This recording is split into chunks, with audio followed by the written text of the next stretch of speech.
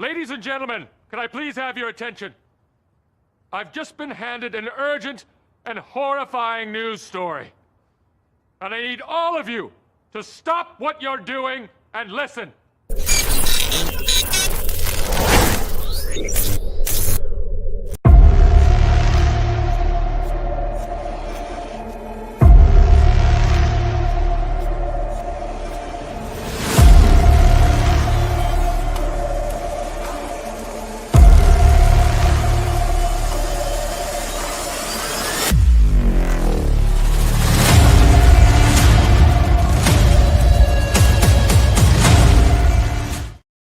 Welcome back to another episode of Inside the Walls podcast, episode 165. Around the NAL, we'll be joined by Ricky Bertz, the owner of the Omaha Beef and head coach for the Willie Miners, Coach Resignalo. How you doing, gents? You doing good? Matt, how you feeling? You're recovering. Yeah, I can't complain. I'm actually doing a lot better now than I was last week, so thank you for asking. And Jeff? Good to go. Been a crazy week, but you know, 'tis the season. That's right. You work at Wally World, and we are getting 2 weeks before that dreadful day that happens on a Friday in Walmart. Oh yeah. Yep. Well, ladies and gentlemen, this episode we'll be discussing what's going on around the NAL league updates, news, what a coach perspective is, and how a owner perspective is during these days, during the holidays, and into next season. Send your questions now for questions about the NAL, these organizations, especially the Willie Miners and the Omaha Beef. No further ado, here is the head coach of the Willie Miners, Coach Resignalo, and the owner of the Omaha Beef, Ricky Bertz. Gents, welcome to episode 165 of Inside the Walls podcast. How are we doing tonight? Good. How are y'all? I feel out of place. I'm the only guy without a digital backdrop. So I guess check number one for 3 strikes and I'm out of here. So, but I'm doing good. Appreciate it, guys. Appreciate it. So, well, you have to admit, Coach Rez does do a show every single week. So he's used to doing it. You're very scarce there, Coach Ricky. Well, I'm not scarce, but I just think that people that have digital backdrops are maybe trying to accommodate for some other area in the visual perspective aspect. You know what I mean? So as you can say, I'm perfectly confident and fine doing a show without any kind of backdrop to make me look better, unlike my other co-hosts being all 4 of you guys. So that's my answer to that. So. I mean, if I wanted to, I could bring the national championship trophies over here and stick them side by side. But I'd try to compensate for something that I don't need to compensate for. But we're good though. I'm good though, guys. Wouldn't expect any other answer from Ricky. There we go. So. Absolutely not. But seriously, no. Hey, James, Matt, Jeff. Hey, you guys do a great job. I know Coach Rez would agree as well. And well, I know we have a lot of fun joking around and taking jabs at one another. Not jabs, but even like on the shows that you guys do, I see Rez in there posting comments and stuff like that. Appreciate what it is that you guys do, but also to kind of giving this outlet with our fans. And I think like Rez, I mean, I'm ready to play some football. You know, we got a lot of work going on and stuff like that. Ricky has a light budget. Oh, man, because I spend my money on championship rings. Oh, wait, never mind. Willing got one, so I can't say that. Never mind. My bad. Yeah. Oh, that means Easy. So, I know. My bad, Rez. I caught myself in the middle of it. But, no, I'm excited to play some football, man. I mean, I think our fans are excited. I know Rez is as well. And I think it's one of those things. The season's going to be here before we know it. And I think Rez would agree with that, you know? Yeah, it's a lot of stuff going on in the off season. Sometimes it seems longer than others. I feel like we've been waiting a long time with the NAL stuff when we announced our playoff round before the season was even over. So we got a lot of stuff in the works, and March will be here before we know it. So we're looking forward to it. Well, speaking of the off season, we have 2 different perspectives of how an off season is approached. I love the grown, man. I love the grown. These are the only faces of the NAL we have available. Scratch my head. Well, they only wanted to talk to champions there, buddy. How there it was. Pound. Oh my God. Shots fired. I love it. 5 minutes into the show, there it was. Man down. Man Yeah. down. Yeah. We don't wait for the fireworks. Hey, we put them off in the beginning. Hey, Coach Rez, what's that movie? What's that? Is it called Boiler Room? The coffees is for winners, Is that no? Closers. Coffee is for closers. Closers. Coffee. So shows are for winners, But I mean, hey, Negron, I'm sorry, but I love you to death. I do. But man, you served that one up on a silver platter for Rez. Sure did. But anyways, It's a conflict of interest for me, though. We're already off the rails, guys. Oh, I can already tell this episode is going to be full of jabs. Feels like it's been good. We get all the people on there in the comments, and that's what drives the shows, man. That's why I like it. I have fun with it. It's good to get interaction with the people and the fans, and just makes the games better when we're there in person. And so, it's good times.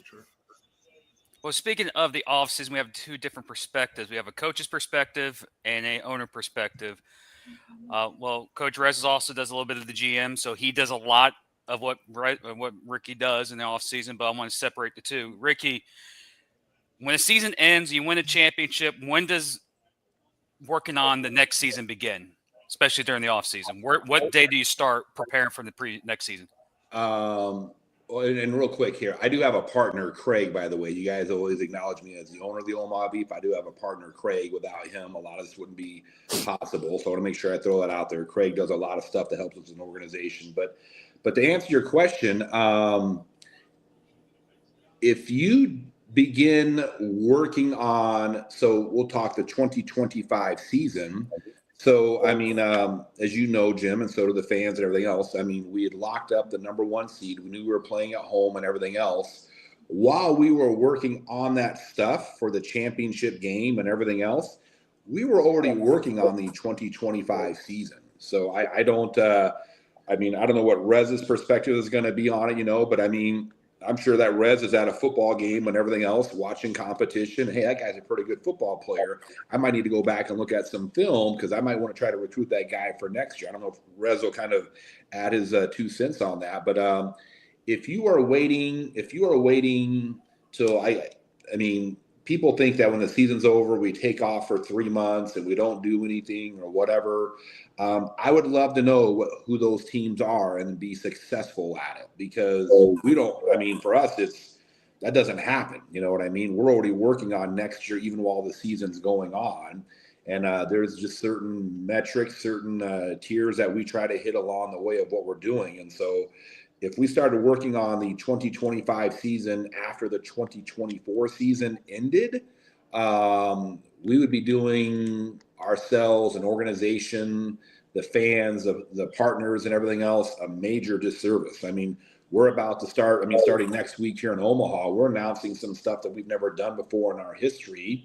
Those conversations started back in March, April, maybe even May of this year of what we were going to be doing for next season. So there is no off season for us. I just think there's just different levels. It's there's no off season. We were already working on 2025 before the championship game even was played. So, Coach, same question, but from a coach's perspective. Yeah. So, for us, handling multiple duties, GM, head coach, you name it, I'm doing it.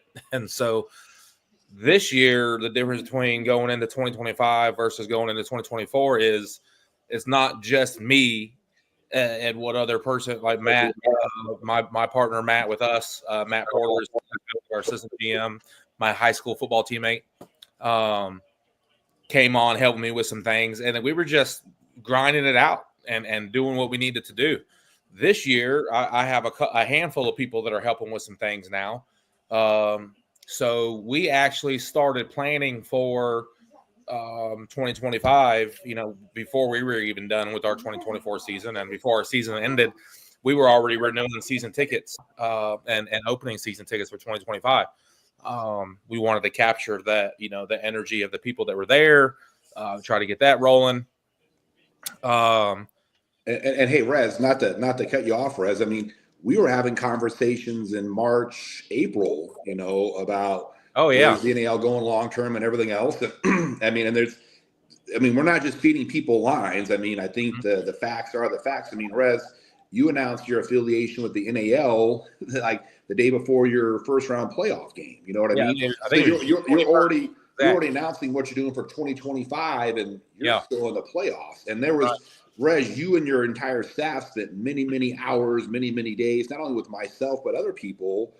You guys were already working on the upcoming year while you were still in that season. Right. So, I mean, it's right. I mean, if anybody says anything different, I mean, again, I would love to know. I think Rez would as well. Rez, I'd love to know how people can take off for 3 months in this business and still be successful. Because, dude, I'm signing me up for a 3-month vacation of doing nothing. We've been grinding along. We've been working since the season ended.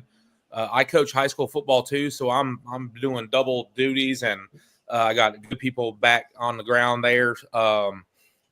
Things aren't moving quite as fast as our ownership would like, but we're on the ground and we're grinding along, putting everything in order. Wheeling, our market is a funny market to where everything happens last minute. Our biggest attendance is walk-ups. Like more people come to walk-up events for all events at our venue for everything, wrestling, you name it, rodeos, whatever's there. People are showing up at the last minute. We're trying to juggle that because I'm not really used to that. So trying to incorporate the market into what we're trying to do, it puts a little damper on some things sometimes, but our sponsorships are going to be way better than last year, which is, I attribute that to, establishing ourselves the first year. People wanted to make sure we were going to not be a fly-by-the-night team and be here for 1 year and leave. And so it's been an exciting offseason, juggling all that and signing players, so that's I like to look at it as I try to do as much of the stuff as Ricky does. And at the same time, I'm also coaching. So it's kind of hard to juggle all that. And so this year I'm looking more forward to having more people involved in our front office. I brought on a very experienced offensive coordinator that knows his game in and out. So to be able to just manage the game, I'm putting myself in a position where I don't have to worry about the game planning offensively, defensively. I just basically manage it from 30,000 feet and make sure that our game day goes like it's supposed to. And so it's a lot. So I'm ready for March to hurry up and get here. Well, Ricky, the owner side of things, the coach's side of things, and there's also a league-wide, how a league transitions. As you know, in the offseason, teams move to different leagues, happens every single year. What does the league do to establish its current teams and make sure the solidarity of a league as they move forward from year to year? Well, I think there's a process that takes place, and without it would take a while to get into the fine details of all that, but there's a process that takes place, and it's not only a process that takes place. There's also benchmarks that teams have to adhere to. How do I want to say this? I got to be careful how I word some of this. Every team in the National Arena League is held to the standard. So what applies to Wheeling applies to a first-year franchise or even a franchise like Omaha. We are the longest running franchise in the United States. We're going into our 26th season.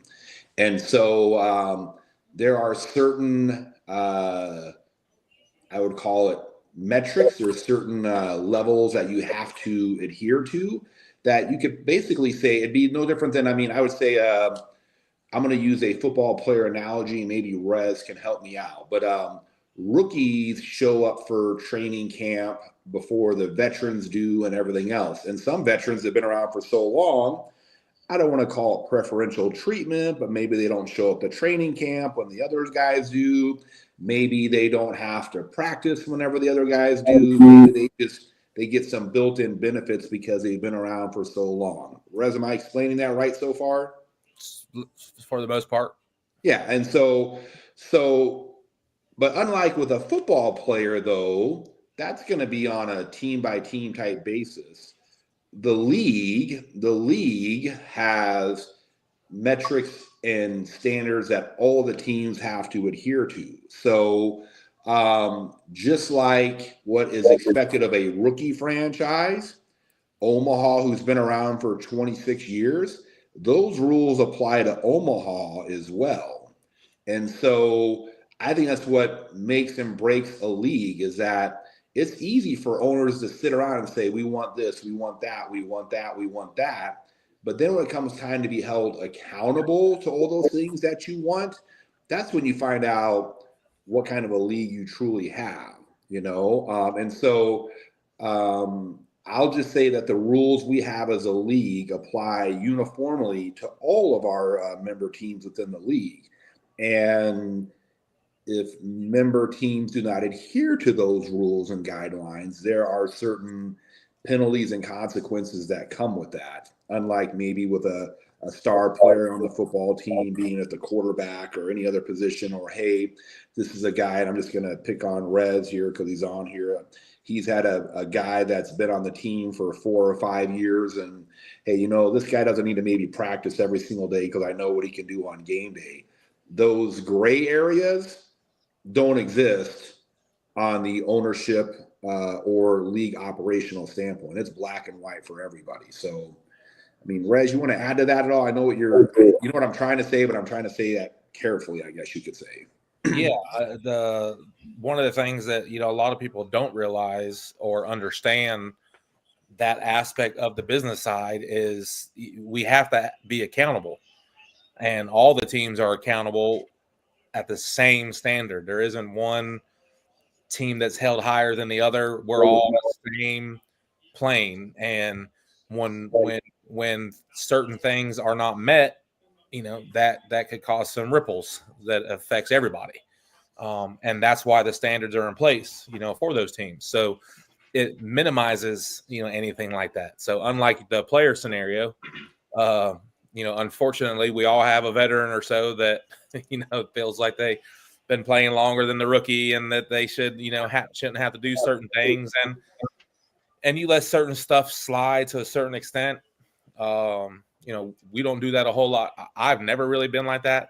Because you try to set the standard. Once the locker room goes a certain way, it's hard to get that back because you're doing it for such and such, and so on and so forth. So there's still the same. There's that fine line, even in the locker room, Ricky, where you're trying to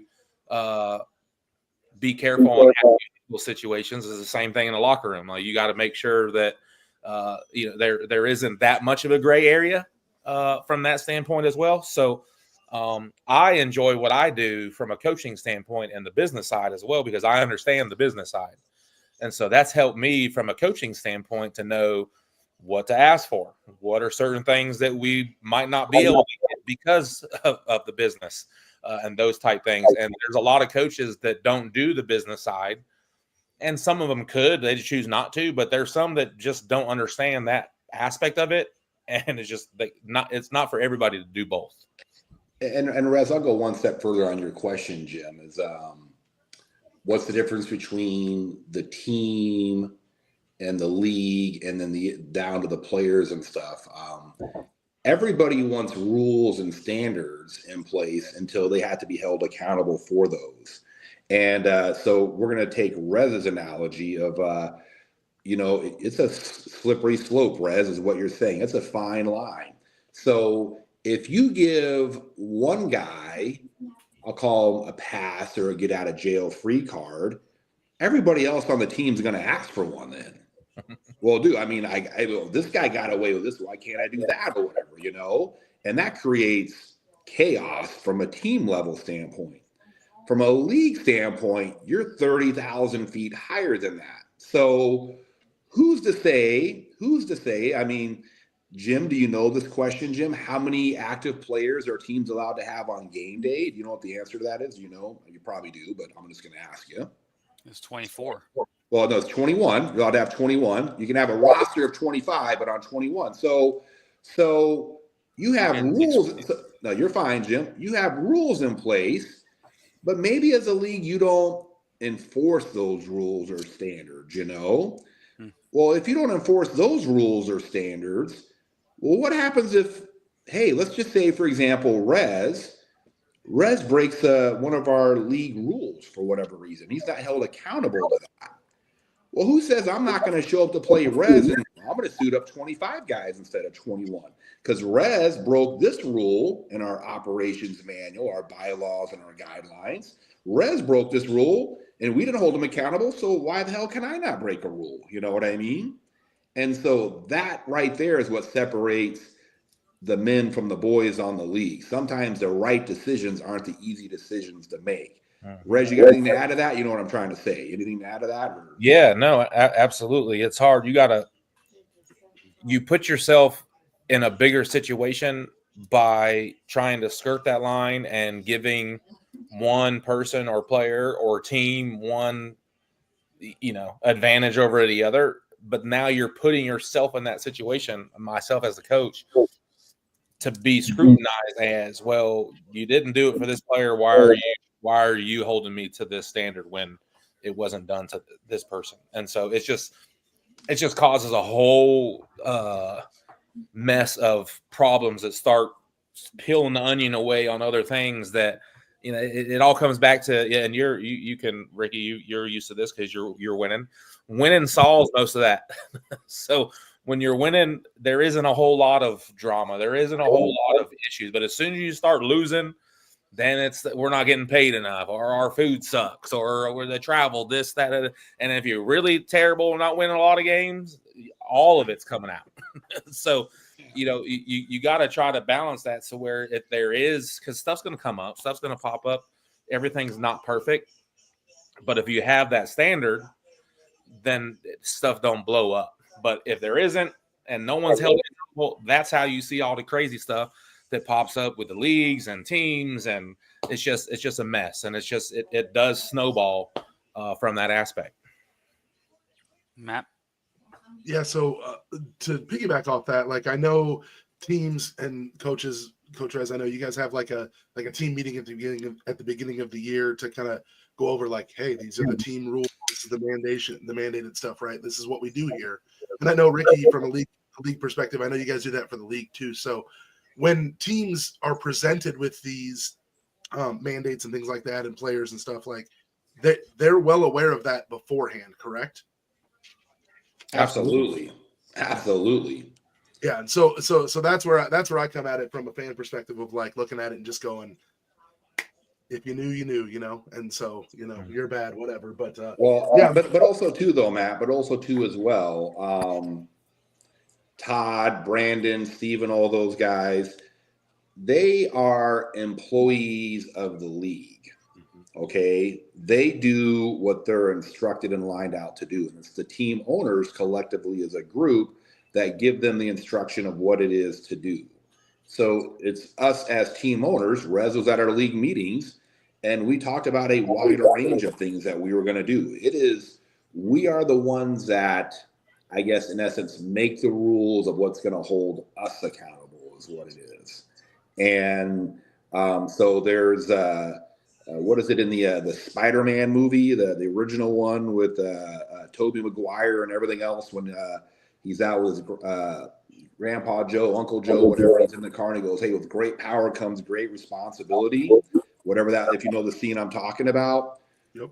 We as team owners 100% dictate and direct the direction of the league, the standards of the league, the expectation of the league, and everything else. And again, everybody wants all of these standards until they get applied to themselves, it seems like, in my experience of doing this. And so at the end of the day, I mean, I'm really excited about the group of partners that we have. I just got off the phone with Chris Duffy, Rez, aka your boss, whatever, I mean, I just got off the phone with Chris about 10 minutes before the call here. And so it's 8:50 at night there. I'm excited that I can talk to Chris Duffy at 8 o'clock at night. I had a conversation with Justin in Harrisburg the night before. Actually, Rez, you actually ended up jumping on that phone call. I mean, it was actually great. Omaha was bringing Harrisburg and Wheeling together, but I'm just joking around, Rez.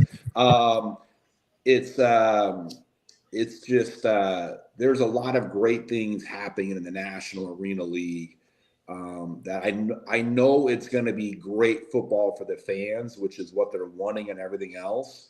But I'm really excited about the group of owners that we have, the synergy that we have, and the direction that we are going, not only as owners, but the direction that our leadership team, being Todd and Brandon and Steven and them, are taking us as well, because they're only as capable as we enable them to be. And those guys, that group of guys, man, they grab the bull by the horns, no pun intended, being here in Omaha. They grab the bull by the horns. And we were looking good last year, but it was a house of cards is what it was. And then, of course, the house of cards started to crumble around the turn of the year, We have an incredibly strong foundation. I've been doing this for a very, very long time. And, that's not to say that there won't be issues or bumps that come up. We were talking about it. We still have tiers and standards of what we have to meet as teams going forward. And if Omaha doesn't meet up to those standards, I very well could get kicked out of the league. You know what I mean? The rules apply to me as well. The rules apply to Rez and everybody else. And I'm just thankful that we have a great group of owners that we all hold ourselves accountable to those standards is what it is. Because fortunately, I don't know who the youngest ownership group is in our league. I'd probably not to pick on Tony, but Tony's a very, very savvy business guy. Tony's been around for the business a very, very long time in Colorado. And so he's been around some bad experiences, We have a lot of people that have seen the highs and the lows of this business. And I'm just very excited of those people. Like you said, Matt, at league meetings, we bring all the stuff in of what we're going to do, what we're going to be held accountable for. And at the end of the day, if we just follow those standards, if we follow our operations manual, our bylaws and everything else, that takes care of 99% of the problems we're going to encounter. And I give a lot of props to the NAL board of directors for continuing to hold themselves and everybody else to those standards. And so that's why I'm saying the NAL, not only for 2025, we have expansion applications and teams that we will be announcing for 2026. And these are going to be teams that are going to kick off. We have a solid foundation and a solid trajectory of growth of what we're doing. And that's a testament to our leadership team, from our commissioner at Todd, all the way down to the team owners as well.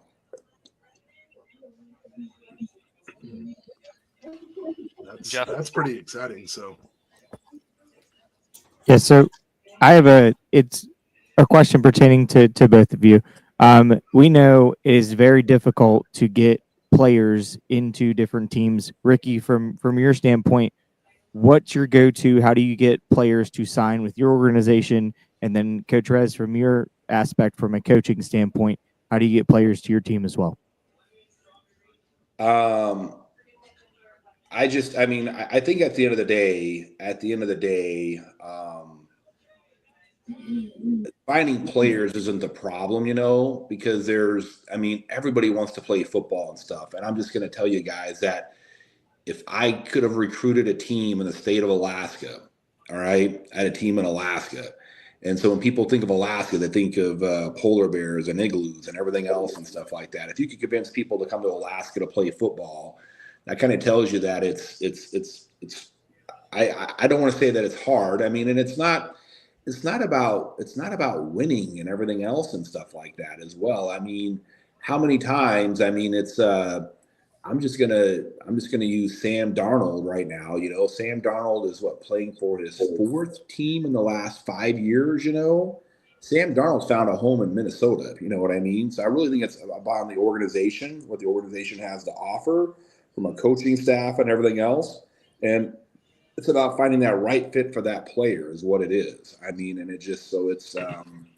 I'd really probably leave that up to my coaching staff. They really handle a lot of that stuff as well. I think at the end of the day, though, I think us having a good reputation, winning doesn't hurt, you know what I mean? But I tell all the guys, I mean, at the end of the day, somebody's going to win and somebody's going to lose. If you don't like the odds, don't play the game, you know?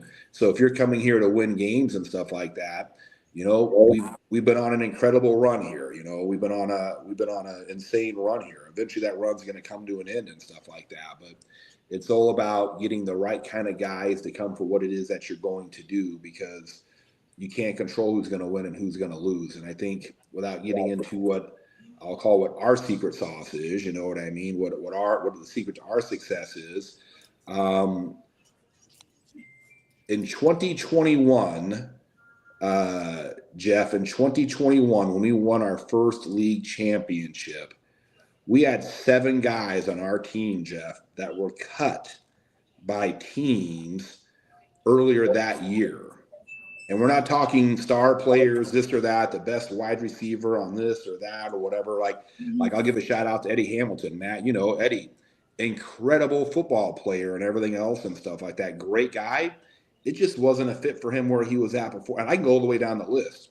We had 7 out of 25, but 7 out of on the 21 roster were cut from other teams within the league that year. And so some of it's about finding the right fit and everything else. And every now and then you get something that works with what you've got. And that's a true testament to people like Rez, his coaching staff, and everything else, without getting too far into what it is that we do here in Omaha. I mean, and the last thing I'll say, Jeff, and I probably shouldn't say this, but I'm going to. Everybody thinks we win because we pay guys extra. You know what I mean? And this is going to be a little bit of a Ricky soapbox moment. Just they're able to get people in Omaha because they pay extra, just so you know. So, Jeff, you go back and look at our roster the last 4 years where we won 3 out of 4 championships. If we here in Omaha really are paying guys extra money and paying them under the table and everything else, if we are doing that, then everybody else is as well, because over 75% of my roster changes over every single year, Jeff. I had more rookies on my team last year -1, and that was the Colorado Spartans that were an expansion team, Jeff.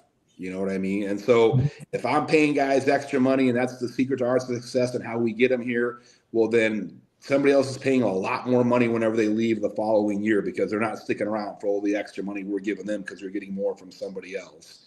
We win a lot of football games.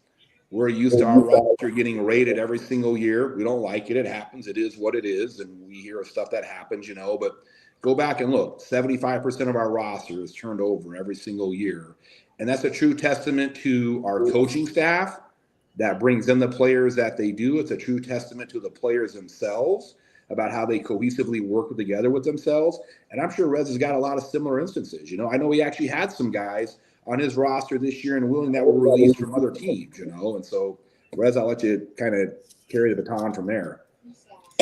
Yeah, so, you know, it's funny you mentioned about Omaha winning because they get paid extra money and all that stuff. I've known plenty of teams through the years that they've paid a lot of money and don't win. You know, there's teams currently in other leagues that are atrocious for that, or notorious actually is probably the word, for paying extra and they don't win every year. So the people that feel like buying your roster to win a championship, that don't work. All you're doing is wasting money. So it's just and Rez, there's not money to waste in this business, contrary to belief. There's not money to waste. There's not money to waste in this business either. No, there's no money to waste. So for us, so last year being in the league that we were in, you know, not everyone was trying to come play in that league for us, understandably. We were able to get some guys to come play, just, you know, from my background, my history, as long as I've been doing this, give some guys some opportunities. But it also made me look at guys a little bit differently. Of some of the lower level guys, like we pull our defensive player of the year came from another team who I probably have never recruited from that team before, but seeing the kid, you know, sometimes as a coach, we don't always make the right decisions. We try to, but to be able to look at guys a little bit differently, we didn't win because we were better than everyone. Well, we were better than everyone in our league, but the group of guys that we had, it was probably the best group of players that I've had for as long as I've been doing this. And what I mean by like their attitudes, their character, representation of themselves in the community of the team, those are the guys. When you look at things differently and you can put it together, you're going to win championships because the team's camaraderie with each other and the family atmosphere within themselves, that they will sacrifice themselves for each other. That's what brings the winning culture. For us, I got a great personnel team.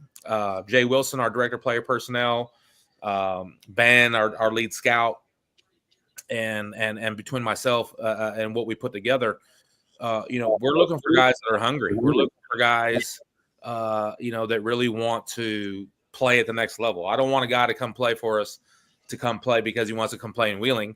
I'm looking for a dude that wants to go play in the NFL. I'm looking for a guy that wants to go to the next level. And that's the hunger that they're going to put in. That's the work they're going to put in to get to that. And sometimes the players are better recruiters than the coaches. Once you sign a few dudes and then they want their buddies to play, and then you gotta weed through all that and figure out what's going to be a good fit, those type things. And it's not hard. I always jokingly tell everybody that what we do is pretty easy. The people always mess it up from one aspect or another for what we do. Even from a recruiting standpoint, there's not everyone is an indoor football player. I'd rather have a bunch of indoor guys versus a bunch of NFL dudes, just because they understand the game. It's just the way it is. Now, some of those NFL guys are going to be pretty good, and they'll learn, but not all of them translate into what we do. And that's exciting. That's the challenging part for us as coaches, to figure out if it's a straight outside dude has never played his game before, is his ability going to translate into what we're looking for? So there's all these different aspects of the game, intangibles that you're looking for. But the biggest thing for us in Wheeling is the character of the players. We feel that's going to help take us a long way, and they're good football players. By the way, they're good football players. But I feel like we're going to be around guys all the time. We want to make sure that they're likable people. I don't want to coach with guys with the coaching staff that I don't like, that we don't get along, because we're going to be with each other for a long time. So, we got to be able to stand one another when you're around that stuff. So there's a lot of things that come into place when you're finding players. We try to create an atmosphere for players to really develop and have the opportunities to move on, when you're done. And if not, then you got guys, when and I'm sure Ricky's been there for a long time, so he's seen it. When guys move to the town because they're maybe on their back end of the years and they still got 4 or 5 years left, but from their age, they're not being even thought of for higher levels, but they can still play at a high level at this level. And now it's time to let's get a career while we're playing. So they move to the town, and then they build their family, they start a career, and they play for a few more years. And those are the guys that are really entrenched in the community. And I mean, it's just a home run. I mean, yeah, he didn't make it to the NFL, but now he's got a solid career providing for his family, and he still gets to play football. So, we try to put guys in situations to try to make themselves better. So, Ricky, to wrap up the show, what are the next steps for the offseason for the league? What are the next steps for the offseason for the league? Well, we've got to, we're in the process of finalizing our announcement for playoffs and everything else. We're in the process of that. We're going to have our coaches meeting. We're going to have our coaches meeting coming up here just to kind of make sure everybody's on the same page. But, I mean, I don't want to say not much, because we've constantly got stuff that we are doing, but we heavily invested so much time on the front end of stuff, making sure we had it right, to where we were kind of like, make small adjustments rather than radical sharp turns towards the season kicking off. And again, it's a true testament to the leadership of the league, the ownership groups that we have themselves, even like Rez and Negron and Coach Strobeam and Tatum and all these other guys getting on the conference calls. I mean, it's I mean, it's these last couple months are going to fly by really, really quick. They're going to fly by really, really quick. And so, no, I mean, we've got some stuff to do. We've got some, I guess, recent development stuff that kind of caught our attention. I guess we'll call it, Rez. Some recent development stuff that, we're going to have to take care of and address to make sure that we protect the integrity of the league and the member teams and everything else. So I just learned there's always something, right, Rez? Always something. Yep. So I guess it's just yeah. So we got a couple of league in-house things to kind of address that kind of popped up here that we'll begin we've already begun the process of doing that. That again, I just can't wrap my brain around. They say, what is it? The definition of insanity is do the same thing over and over, expecting a different outcome. There are insane things. I'm here at home. I'm in my kitchen right now, as you can tell, and all that. And there's a stove over here, and I don't care how many times I touch my hand on the stove when it's on, I'm going to burn my freaking hand. I don't care how many times a certain dynamic presents itself. Let me back up. Every time you touch the stove, you burn your hand. This dynamic, every time you do this, this is what happens. It's not going to change. And so, I mean, Rez, did I say that right, Rez? Yeah, and then another word you can add to that is the precedent of that, because I have an oven, and if that oven is turned on and you touch it, my oven's hot. So I can prove it from that standpoint. So I love being in the kitchen and bringing up that analogy, Rez. You are hit the nail on the head. And so it's not the first person that opens their mouth that gets the last laugh, is all I'm going to say. And I'll be getting the last laugh. You and your things that pop up here. Oh my gosh. I was like, what happened on my thing first? So there's always something. There's always something. And yeah, we got to take what comes our way. So, Coach, what's any updates going on from Willing, and what's the next stages or steps for you guys? Yeah, so we're just focusing on the community stuff right now. Our community partnerships. We got a couple parades next weekend. Christmas parades, another light up the city, and then really getting into our holiday stuff. We got a couple more parades after that. So just getting busy out in the community. We got a tryout in January, so that's been posted for that, and then then we report for camp mid-February. So everyone's kind of dialing into the same stuff. I'm sure all the teams got parade Christmas stuff coming up, and it'll be a lot of good content coming out, from the league stuff coming up. We got dance team tryouts happening too. Yep. Jeff, you showing up? Are you trying out this year, Jeff? No, unfortunately not.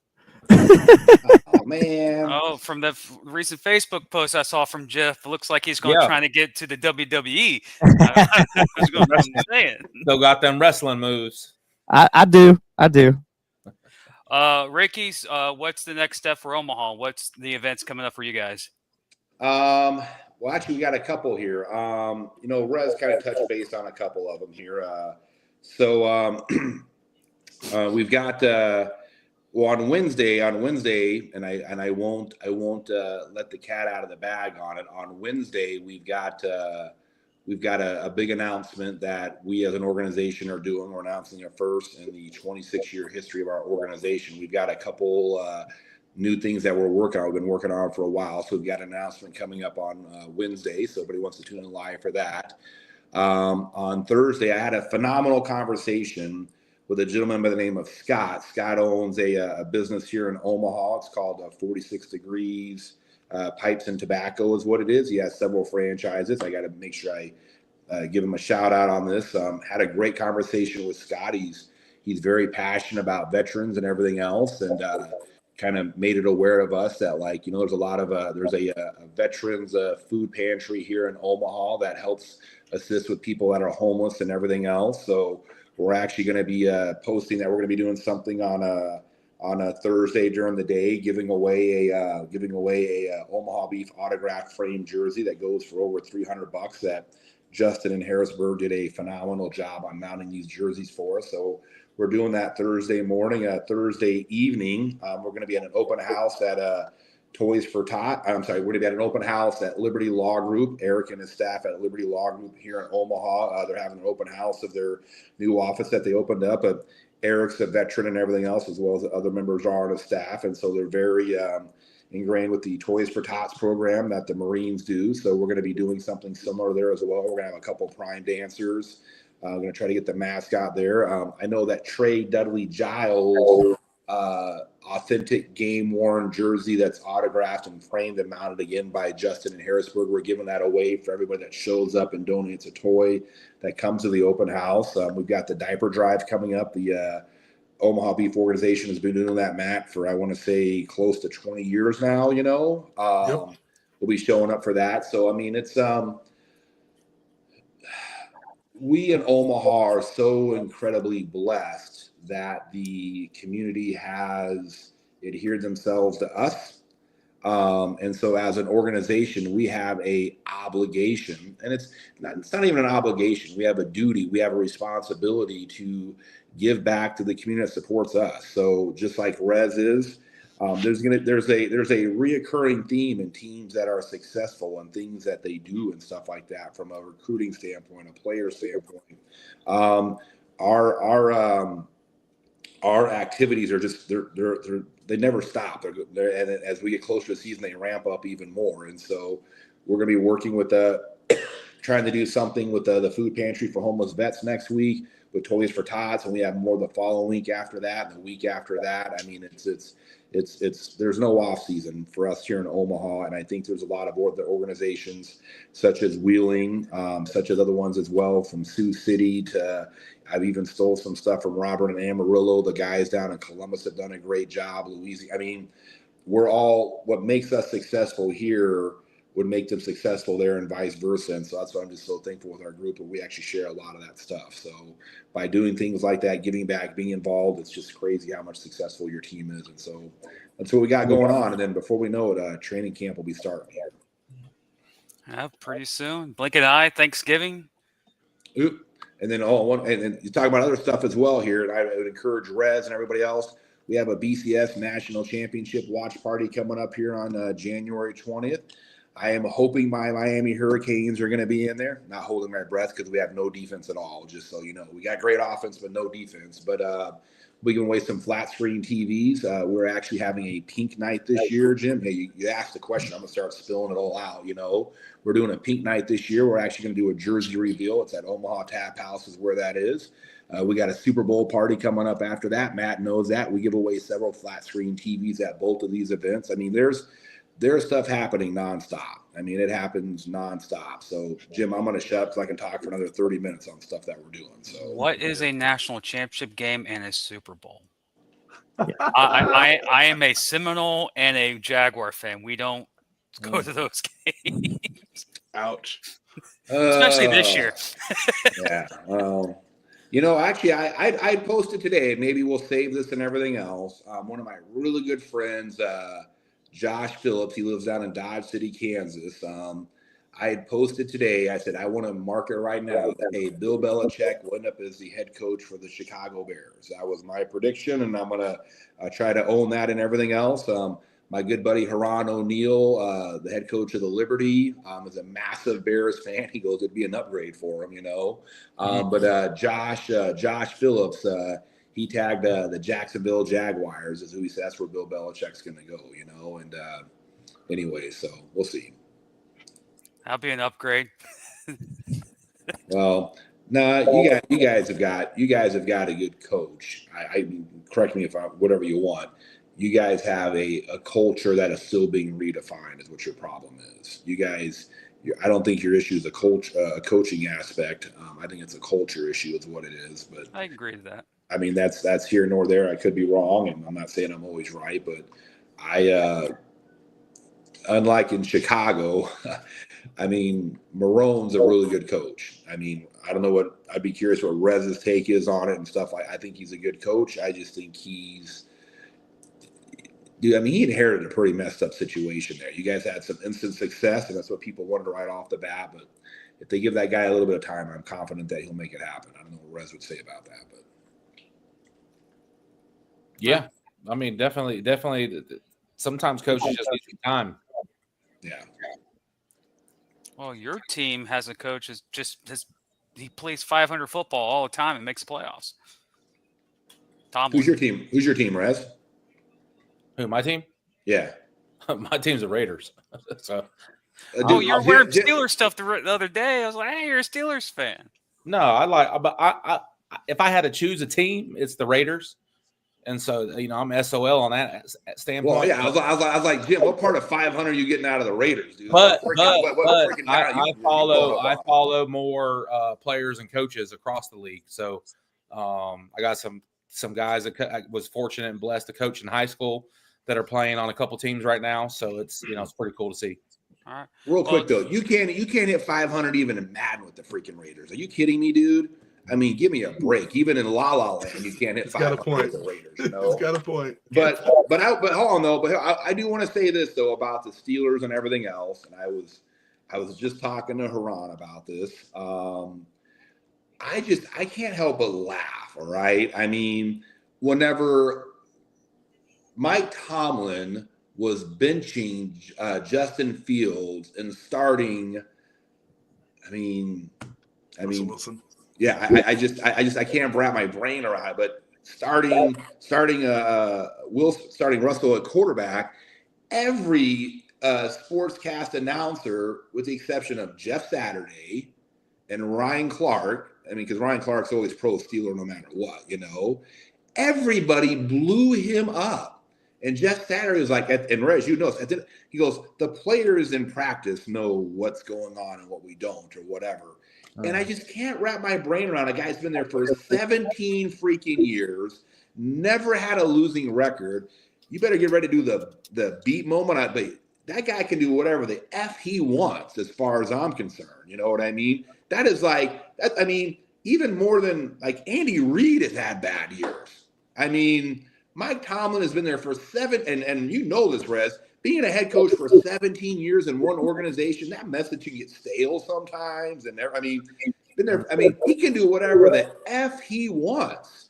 So he goes on and he starts Russell Wilson. They win the game. And the following week, they're sucking his you-know-what. He's the greatest thing since sliced bread. The same people that ripped the guy apart, And props to Jeff Saturday and Ryan Clark. I'd have been, dude, I was on this side of the table when all you guys blew in the F up, and now you're on the same side of the tracks as I am. You know what I mean? It just, I can't wrap my brain around that stuff. You're going to question Mike. I'm going to tell you right now, okay, and I hope Rez would appreciate this. I'm not going to name any names, but Matt, you've been at some of these board meetings, and there's some times even my own board members, dude, what are we doing with this guy and that guy on the team? I'm like, dude, have we lost a football game yet? And Tatum, love you to death. And Matt, I got his back. You know what I mean? Like, dude, it is his call and everything else. Absolutely. Did we lose any games last year? No. So he can do whatever the F he wants to do as far as I'm concerned. You know what I mean? Matt, that's like almost word for word minus the politically correct words that I've used, right? 100%. I've heard that conversation probably 4 or 5 times. So anyways, it just, and people are like, nope, hey, I get it, I understand or whatever, but I'm just like, man, I ain't got time to be wasting my time on that, so. All right. I got one final question for the whole panel here. How many of you are currently still in playoff contention in your fantasy football leagues? And how many of you in here are completely eliminated from the postseason? Well, I didn't play fantasy football this year, so. Well, then you're eliminated. That was good. No, Jim. Hey, what about did you see the Elon Musk video yesterday with his little board or whatever? He goes, "You're fired." He's just like hitting the button and getting rid of guys on that, Just tell Matt he's fired. He's duplicating his new boss, But, yeah, I'm in two leagues myself. I'm in first place. So one's a Tom. cat. No. Hey, your brother's calling you out. Tom Resignalo. Is that your brother? That's my dad. That's my pops. Your pop says he's in first place, man. So shut the heck up, Brad. He's in first place. I'm in 2 leagues that I'm first place in. One's a cash payout and one's for free. So Dude, it don't matter. It's all about in the family, dude. Dad is showing you how. Dude, we know who does the recruiting now for the willing minors. It's freaking Mr. Resignalo, Daddy Tom, that does the recruiting for him. You know what I mean? I want to know, what place are you in the league with your dad? Is what I want to know, Coach. I'm not in a league with him. Oh, that's right, because coffee is for closers. That league's for winners. That's right. My bad. So. Mr. Resignalo, I got your back, buddy. I got your back. Rez, I love you. I'm just giving you a hard time. First place is $1,500, so that's all I got my eyes on. Nice. Right on. God, there's more money in your fantasy football league than there is in indoor football. Jesus.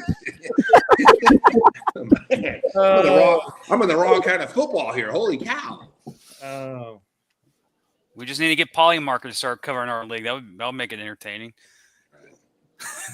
Well, I appreciate it, guys. Thanks for everything you do for the league. Thanks for everything you do for the industry, for the teams, and everything else and stuff like that. I know that you guys do a fantastic job representing us. I know Rez would agree, and we talk about that all the time on our board calls. So, again, appreciate it, guys. It's going to be the best ever. New York Giants, #1. Dude, I think the Omaha Beef would beat the New York Giants. Come on, Johnny. I'll put money on that. Man. Yeah, I'll put money on the Beef beating the Giants. Come on, man. Come on. Well, maybe not now. Maybe last year, but not now. I don't care when, but anyway, I mean, hey, that's a coaching vacancy that comes open. Watch, mark my words, you know. So, yeah. Yep. Well, ladies and gentlemen, this has been episode 130 or 165 of the Inside the Walls podcast. That's Coach Rez. That's Jeff. That's Matt. That's Ricky, and I'm Jim. We'll see you guys next week.